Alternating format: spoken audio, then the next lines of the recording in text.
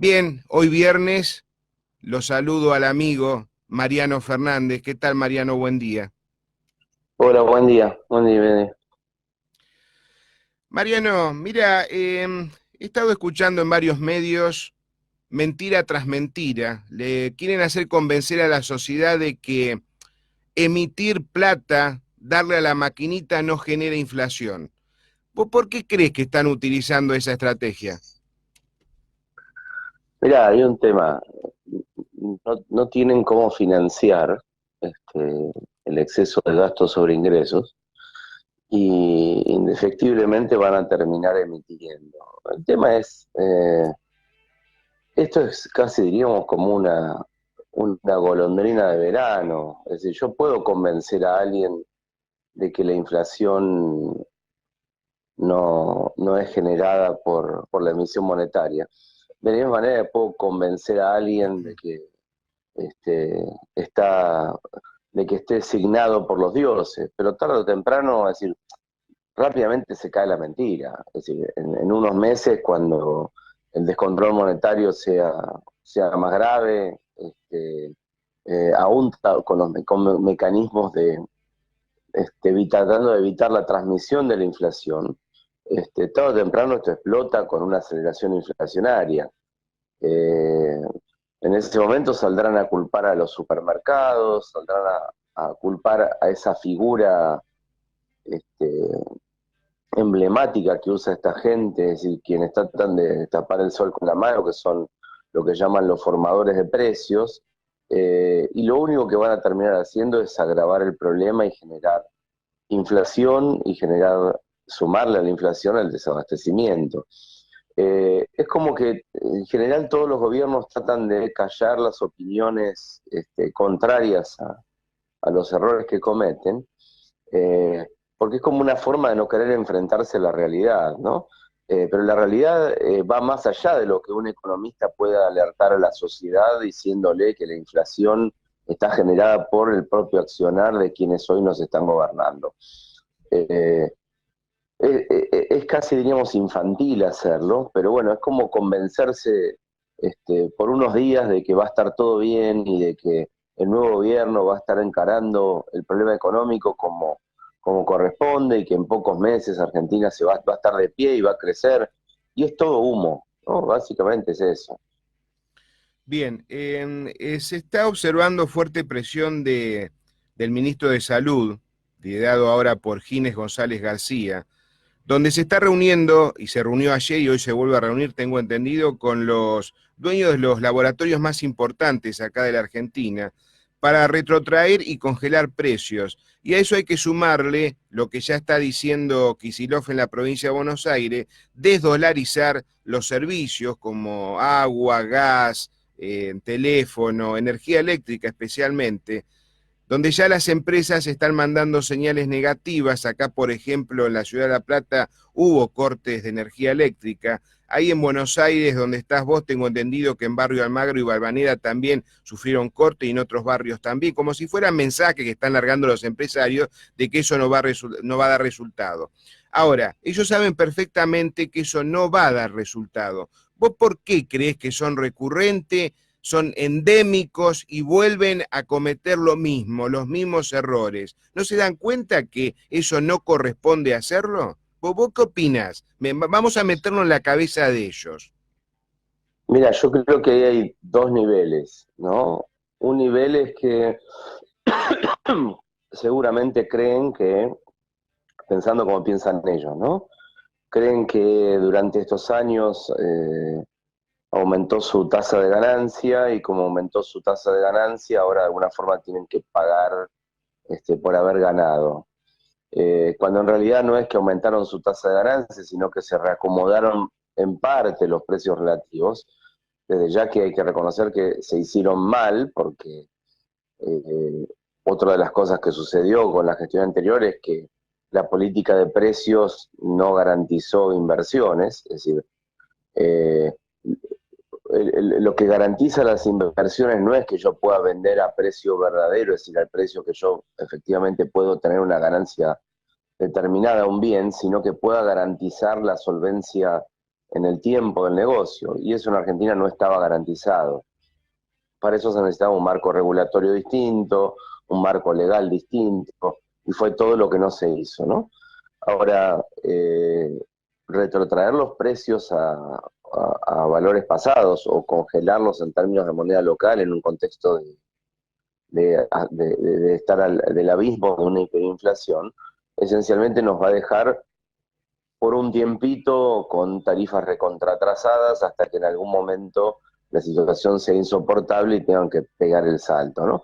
Pero poniéndose en la cabeza de quienes nos gobiernan, creen que ahora deben de alguna forma pagar por haber ganado dinero. Son visiones, diríamos, muy miopes, ¿no? Acerca de cómo funciona el sistema de precios, de cómo funcionan las empresas, de cómo se financian las empresas, de cómo es el proceso de decisión para poder invertir por parte de las empresas. Eh, si llegara a suceder eso, que es lo que todos vemos que está pasando, y indefectiblemente el sistema va a empezar a colapsar. Es decir, cuando cae el precio relativo de la energía, lo que va a suceder es de vuelta una sustitución por parte de la demanda a consumir más energía. Y tarde o temprano van a venir los cuellos de botella energéticos. Es decir, cuando digo tarde o temprano, estoy diciendo ya en el verano, es decir, en un mes y pico, vamos a estar teniendo cuellos de botella por saltos en la demanda. Una de las cosas que impidió que no hubiera cortes o que se redujera la cantidad de cortes durante la gestión anterior no fue la expansión, diríamos, de la oferta de electricidad o de flujo de electricidad, ¿no? Para poner electricidad y gas, sino básicamente porque se cayó la demanda abruptamente. Así que si ahora con el mismo sistema damos un salto, es decir, un desplazamiento de la curva de demanda, lo que vamos a tener es que inmediatamente volvemos a estar en el mismo problema que en el 2015. Mira, la inflación del mes pasado, 4,3% de lo que va del año 200, perdón, de los 4 años de la gestión del gatito, y lo digo en forma peyorativa porque ando con mucha bronca con este tipo, en los 4 años acumuló 295% y todavía no se sabe cómo va a cerrar el mes de diciembre. Acá lo más importante que el pronóstico que largaste vos, me acuerdo cuando saliste en los primeros días de la emisión, hablabas sobre que la inflación iba a superar el 50% y todo el mundo nos escuchaba y decía, esto es escandaloso lo que ustedes están diciendo. Bien, ahora la inflación de lo que va del año es 52,1 y seguramente va a terminar en 57. Más con la inflación acumulada, te repito, en los 4 años que llegó al 2,95 y va a terminar, supongo, en el 300%. Decime, con todo este panorama, con la emisión que aparentemente, también hay otra cosita que he estado observando, es como que hay una discusión entre Guzmán y Culfas, ¿no? En Guzmán están diciendo hay que darle a la maquita, el otro está diciendo que no, cuidado, no hay que emitir. Decime, ¿es todo un teatro lo que están haciendo? ¿Ya empezó una pelea entre economistas o realmente le van a dar a la maquinita? ¿Qué opinas? Mira, lo que creo es que yo creo igual hay que esperar estos días a ver cómo sacan el velo de cuáles son las medidas que van a hacer, pero esencialmente creo que no tienen ayer o antes de ayer, cuando hablaba Guzmán, hablaba de un plan integral de equilibrio, de búsqueda de equilibrios macroeconómicos. Yo creo que no hay escrito un plan integral.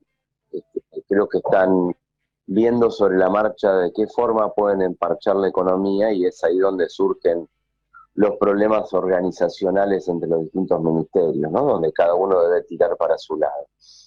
Eh, no hay mucha vuelta, es decir, si no existe la voluntad de hacer ajuste, que es básicamente lo que dijo Guzmán, entonces lo único que nos queda es encontrar un mecanismo de financiamiento. Y hay dos mecanismos de financiamiento. Uno que ya diríamos que está casi agotado, pero es el que van a usar, ¿sí? Que es van a subir los impuestos, seguramente le van a pegar un golpe a la economía muy fuerte que va golpear fuerte sobre el nivel de actividad, algo parecido a lo que hizo Machinea en el 2001, es decir, un fuerte ajuste de impuestos de suba de impuestos, y la suba de impuestos lo que va a hacer es va a terminar generando menos recaudación. Como no hay forma de financiarse de otra, es decir, a través del mercado de capitales, y el único mecanismo que va a quedar va a ser usar el Banco Central. Eso nos lleva indefectiblemente a que sería la tasa de inflación esperada de equilibrio bajo una circunstancia de ese estilo, es decir, pensando a ver, tengamos en cuenta esto, el déficit fiscal con el que entrega el gobierno de Macri la economía es aproximadamente 4,8 puntos del PBI, es decir, casi una constante durante los 4 años de gobierno. Bueno, si el año que viene no es un año de ajuste, vamos a terminar con 4,8% de gasto de déficit, aún bajo la bestialidad de no pagar los intereses, tenemos que financiar 2 puntos de déficit primario. Esencialmente eso convalida tasas de inflación mucho más altas de las que estamos viendo ahora. Es decir, no nos asustemos si el año que viene la tasa de inflación anual alcanza holgadamente los 3 dígitos. ¿Qué noticia está alargando? Bueno, y sí, y cómo pinta la cosa. Escúchame, para salir de la crisis hay que crecer, lo cual hasta esta altura resulta una obviedad. Por eso hay que transformar la premisa de se sale creciendo por el interrogante cómo se crece. Eso lo dicen muchos economistas, estas son palabras acá de una economista que vos conocés, Natalia Motil, que le mandamos un gran saludo. Escuchá, en una nota que hizo en ámbito financiero, ¿es así como dice Natalia? ¿Y cómo se crece en un país donde está prácticamente todo desmantelado y donde tenemos dos economistas, que ya lo mencionamos, que todavía no encuentran el norte o no quieren encontrarlo? Mira, el crecimiento es una variable endógena, ¿sí? Es decir, es como decir, para bajar de peso necesitamos tener menos kilos, ¿sí? Eso es lo que están diciendo los políticos ahora. Bueno, la idea es, bueno, ¿cómo hacemos? Y hay un solo mecanismo. El mecanismo es, el único que tiene posibilidad de crecer, ¿sí? Es quien genera riqueza. Y quien genera riqueza es el sector privado. Por lo tanto, hay alguien que no hizo el ajuste, pese a que Argentina hablan de ajuste. El ajuste lo hace siempre el sector privado, y quien no hizo el ajuste es el sector público. Mira, para ponerte algunos datos interesantes de los últimos 4 años, ¿no? Si yo sumara el gasto en seguridad social más los subsidios, ¿sí? Representan aproximadamente el 60% del gasto del sector público. Asumamos que el 50%, que es el gasto de seguridad social, no lo queremos tocar, ¿sí? Por un tema de debilidad. Bueno, tenemos el resto. Y el resto son las excesivas funciones del Estado, la cantidad de excesivos empleados públicos que hay en el Estado, es decir, pues básicamente gastos en salarios, y ellos esencialmente no hicieron ajuste. ¿Sí? Miremos los salarios de los jueces, es decir, van par y paso con la tasa de inflación. No hubo retraso de ingreso real en el poder en el poder legislativo, en el poder judicial, en determinados lugares del poder del poder ejecutivo, el poder legislativo, es decir, esencialmente ellos no hacen ajuste.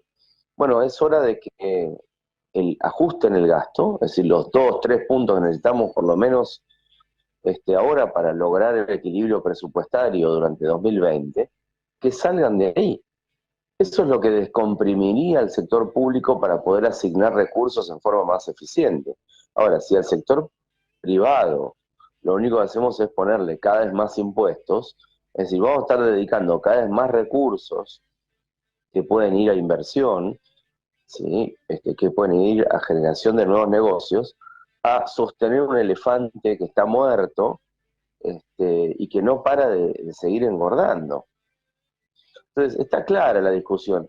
Es casi, diríamos, yo habría que sacar la palabra crecimiento. El crecimiento es endógeno. ¿Y cuándo vamos a crecer? Y cuando empecemos a hacer las cosas bien. Y hacer las cosas bien es atacar básicamente el sector público, que es el generador de todos los males y los problemas de la Argentina. Sumado al exceso de regulación, al exceso de presión de los sindicatos, de poder de los sindicatos, es decir, todas las cosas que generan rigideces en Argentina para que el sector privado pueda desenvolverse normalmente en un clima de negocios que sea estable en el tiempo. Es un problema grave el de Argentina, porque estas soluciones tienen que ser soluciones que puedan ser sostenidas en el tiempo. De nada sirve ponerle un pie encima al sector público, por ejemplo, sí, en términos intertemporales sabemos que en 2 años más la presión va a ser tan importante que terminan otra vez teniendo demandas importantes y abasteciendo por parte de quienes nos gobiernan esas demandas importantes. Significa que cuando uno proyecta una inversión, lo que hace es mira en el largo plazo, es decir, no mira si recupero, es decir, cuánto estoy ganando hoy. Mira a lo largo del tiempo cuánto voy a ganar y si recupero efectivamente lo que invertí. El problema en Argentina no se puede hacer ese cálculo. Entonces, debemos volver a pensar de cómo hacer para que los empresarios, los que toman riesgo, puedan hacer ese cálculo y digan, bueno, en Argentina puedo invertir y al invertir obtengo esta ganancia a lo largo de N años, que es el periodo de vida que yo creo que va a durar el proyecto, y eso es lo que puede mover la inversión. Es decir, esencialmente ese es el punto central, pero eso es endógeno. Nosotros no podemos desear que suceda, pero de la única forma que podemos generar que eso suceda es generando las condiciones intertemporales, es decir, ajustadas en el tiempo, para que la inversión pueda crecer en la Argentina. Yo creo que a esta altura no quedan muchos caminos, el tema es cómo quienes los gobiernan se van a dar cuenta de esto y cómo no pueden darse cuenta, ¿no? Eh, no hay mucho, sin estabilidad monetaria no tenemos crecimiento, sin un Estado chico que no presione el sector privado, no podemos crecer, sin una estructura impositiva que no sea distorsiva como la que tenemos hoy, no vamos a poder crecer. Sin justicia independiente no vamos a poder crecer, sin sindicatos competitivos y no invasivos sobre las decisiones de las empresas no vamos a poder crecer. La respuesta frente a todo eso es no vamos a crecer, porque tenemos desequilibrios por todos lados. Hablando sobre el Estado, cómo se está agrandando, acá pongo un ejemplo. El gobierno suspenderá el decreto de Mauricio Macri que garantiza la estabilidad de empleados jerárquicos nombrados en el Estado. Esto lo había hecho Macri antes de irse y que la verdad que levantó mucha polvareda, ¿no? Mucha gente estaba en contra, más las personas que estaban haciendo carrera administrativa en distintas áreas de la nación. La verdad que es una noticia positiva, porque que se vaya Macri imponiendo este decreto es una sinvergüenzada total de cómo agrandó el gasto del Estado y ni hablar lo que ha hecho Vidal acá en la provincia de Buenos Aires. Pero vamos a meternos ahora más en la economía. Acá el economista de Pablo, que vos sabés perfectamente quién es, dijo en declaraciones ayer en la radio, no acá, sino en otra emisora en Buenos Aires, que el gobierno actual va a cometer exactamente los mismos pecados que cometió el gobierno de Macri. No, y se empezó a explayar de Pablo aclarando de las consecuencias que va a traer todo eso. Ahora te pregunto a vos, Mariano, si de Pablo dice eso, que están cometiendo los mismos pecaditos que cometieron los economistas de Macri, ¿hacia dónde nos lleva? ¿Acaso ellos no se dan cuenta de eso? Mirá, hay un dato interesante para ver, ¿no? Después de la salida de la crisis de 2001, durante el primer gobierno la tasa de inflación fue de 6%, ¿no? La promedio. Durante el primer gobierno de Cristina, la tasa de inflación fue aproximadamente 20%. Durante el segundo gobierno de Cristina, la tasa de inflación promedio fue 30%. Durante el gobierno de Macri, la tasa de inflación está aproximadamente en 45%. ¿Sí? Es decir, ahí tenemos el desequilibrio. El desequilibrio en Argentina es una función continua. Y todos los gobiernos vienen haciendo lo mismo, ¿sí? Con distinto nivel de stock de cosas para poder financiarse. Con lo cual ahora cometer el mismo error que cometió la administración anterior, y la administración anterior va a terminar teniendo consecuencias mucho más graves. ¿Sí? Y las consecuencias más graves son menos nivel de actividad, es decir, más estancamiento, eh, diríamos, convalidación y consolidación de un nivel de desempleo de 2 dígitos, del cual no vamos a poder salir durante mucho tiempo, consolidación de la pobreza en niveles altos, cercanos o por encima del 50%, eh, disolución de la capacidad de producción del país, básicamente por la imposibilidad de funcionamiento de las empresas. Es decir, es un proceso de empobrecimiento continuo, ¿sí? Que está relacionado con la repetición de las mismas políticas, con matices, ¿no? Durante el gobierno de Cristina, la cuenta de subsidios de, de subsidios, es decir, de subsidios al sector privado a través de energía y otras cosas más, representaba el 14% del gasto. Durante el gobierno de Macri cayó al 9%, tampoco cayó mucho, ¿no? Pero es básicamente lo mismo, es decir, los que cambian son los beneficiarios. Es decir, durante un gobierno se benefició un sector, durante un gobierno se benefició otro sector, porque básicamente toda esta gente tiene en su cabeza lógicas redistributivas, y piensan, es decir, anteponen la redistribución a la creación de riqueza. Entonces, lo primero que hacen cuando gobiernan es, bueno, ¿y cómo repartimos lo que tenemos? El problema es que lo que tenemos es cada vez más chico.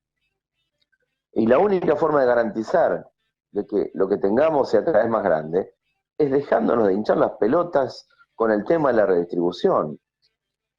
Mientras sigamos pensando en términos redistributivos, no vamos a poder lograr crecer ni vamos a poder lograr salir del atolladero donde estamos. Solo cuando empecemos a pensar en de qué forma podemos generar crecimiento y no esperar a que el crecimiento caiga del cielo, recién ahí vamos a poder salir. Mientras tanto va a ser un proceso de decadencia constante. Daniel Arroyo anda difundiendo en todos los medios, el flamante ministro de Desarrollo Social, difunde que van a entregar créditos blandos a la industria textil, a todas esas empresas chicas, emprendimientos familiares. Ya lo estoy hablando, lo hablé también con Iris Speroni, que salió al aire, y lo estuve hablando también el miércoles con Natalia, pero ahora se amplió más el tema, porque han divulgado la cantidad de dinero que van a desperdigar en la calle, entregando estos préstamos, con un interés anual del 2 al 3%. Yo ya le había preguntado a Natalia Mostri cómo podría ser esto, de dónde iban a sacar el dinero y estas sumas tan abrumadoras, ¿no? Pues se requiere de mucha plata para, dice que va a beneficiar al 40% de esas pymes que han estado en problemas o esas pymes que han cerrado y quieren que reabran nuevamente su producción. Este 40% que mejor dicho, el dinero desperdigado va a beneficiar a este 40% que la ha pasado mal en la época de Macri. Es mucho dinero, primero. Segundo, ¿te parece correcto aplicar un interés del 2 o 3% nada más, Mariano, cuando los FIF saben perfectamente, los Fernández, saben perfectamente que el interés bancario es del más del 60% y está nulo el crédito oficial? Mirá, realmente el daño que va a hacer, a ver, lo voy a decir de esta manera porque ya estoy muy cansado. Arroyo es un imbécil que se cree, sí, que tiene aires ministeriales desde hace rato y que viene con ideas rimbombantes y extrañas desde hace mucho tiempo. Yo me he cruzado con él muchas veces y realmente es un zapato o un gran vivo. acá hay dos cosas. En primer lugar, ¿de dónde sale ese financiamiento? Ya avisaron que de ANSES no sale, o ANSES no puede financiar más nada. Significa que va a salir de la tesorería. Si sale de la tesorería, va a salir o de la afectación de algún impuesto específico sobre eso, que ahí va a haber una pelea, porque todos quieren apropiarse de esos impuestos específicos. Estoy hablando básicamente de retenciones, es decir, seguramente van a querer financiarlo a través de un impuesto especial al campo o una cosa así, o un impuesto a las grandes empresas, lo cual es una locura, pero bueno, supongamos que tenemos el financiamiento. Ahora, el mecanismo de asignación va a ser a través de oficinas del Ministerio de, creo que se llama Desarrollo Social, ¿no? O así, Sí, sí, las correcto, y así, oficinas sí. del Ministerio de Arroyo. Ahora, ese mecanismo de asignación es una fuente de corrupción, porque cuando yo ofrezco algo tan barato, lo que voy a tener es un exceso de demanda. Cuando tengo el exceso de demanda de estos créditos, esencialmente voy a tener la imposibilidad de poder abastecer toda la demanda de crédito. Entonces, esa demanda de crédito va a significar todo un canal de corrupción y un canal arbitrario para la asignación, donde el mercado naturalmente lo que haría es subir la tasa de interés. ¿Ah? Y el otro punto que genera eso es la distorsión que genera en la economía. Es decir, ¿y quién decide qué pyme puede tomar esto y qué no? ¿Cuál es el tamaño de empresa? ¿Cómo decidimos cuándo una empresa puede tomarlo o no?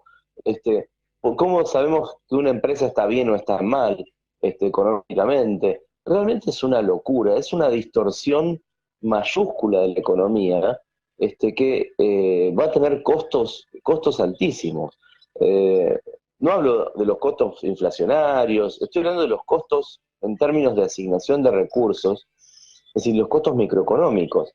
Es decir, es una cachetada, ¿sí?, al proceso de formación de precios, y es esencialmente, otra vez, muestra de lleno cuál es la mentalidad colectivista de quienes nos gobiernan, que creen que desde una poltrona, es decir, desde un escritorio, ellos pueden asignarlo el precio, fijar el precio que quieren, independientemente de las condiciones de mercado.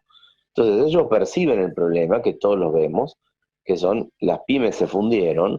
El tema es, el mercado es el que asigna, y el problema de esto es el ahorro. Es decir, para poder garantizar una oferta de créditos estable y permanente en el tiempo, tenemos que garantizar condiciones de ahorro, no sacarles a un sector para darle a otro sector. Lo que va a terminar pasando esto es que va a alimentar algún tipo de bicicleta financiera. De hecho, las pymes no van a abrir sus puertas, no van a producir más, sino que van a utilizar el dinero para hacer negocios financieros con él. Lo cual es una locura. Realmente, si sería, en el gobierno de Macri criticábamos al ministerio de Carolina Stalin, por la cantidad de fondos que manejaba y la discrecionalidad en los fondos. Hoy ese ministerio no va a ser solamente el mismo que tenía Carolina, que no me acuerdo cómo se llama la nueva, creo que Alcorta, ¿no? La nueva ministra, sino que ahora tenemos dos ministerios que se van a dedicar a repartir fondos discrecionalmente, con un grado de distorsión aún peor que en el ministerio que tenía Carolina Stalin. Última pregunta, Mariano, y te dejo libre. Acá se está observando que ya se acercan a la Argentina muchos consorcios chinos y están a un paso de comprar eléctricas argentinas, especialmente esas empresas, perdón, que distribuyen o que manejan gran cantidad de kilómetros de cableado, digamos, para transportar esa energía eléctrica. La pregunta es la siguiente. Ya Cristina se ha reunido con el embajador ruso y chino acá en la Argentina y con empresarios también. Argentina sabes perfectamente que necesita dinero. Suponte que ese dinero se lo da China con la condición de que China empieza a comprar acciones de muchas empresas eléctricas en Argentina y de otras empresas más. ¿En cómo verías vos toda esa triquiñuela comercial? ¿Sería justo hacerlo de esa manera o hay algo escondido detrás de todo esto? Porque Argentina va a necesitar crédito de alguna parte y sabés perfectamente que Wall Street ya le cerró las puertas. A ver, venga quien venga, sean los chinos, sean los rusos, sean marcianos, solamente van a invertir en un país que les garantice rentabilidad. La pregunta ahí es, cómo estamos garantizando credibilidad? Rentabilidad. Si la rentabilidad se garantiza a través de mecanismos de mercado, por eso Wall Street nos cerró la puerta, esencialmente la puerta está cerrada en Argentina. La rentabilidad va a estar garantizada a través de algún aval del Estado. Con lo cual, esto no, es de vuelta, es la repetición de la vieja patria contratista, donde ahora en vez de ser el empresario contratista, ser los Macri o los Bugleroni, ahora van a ser los chinos. Así que es lo mismo, es decir, puede dar un poco de bocanada inicial de aire para las empresas, pero terminamos en el mismo punto donde estamos ahora, y peor, porque ya habrán pasado muchos años. Así que esas soluciones institucionales, donde esencialmente son los estados y los gobiernos los que deciden la asignación de inversiones, terminan siempre mal.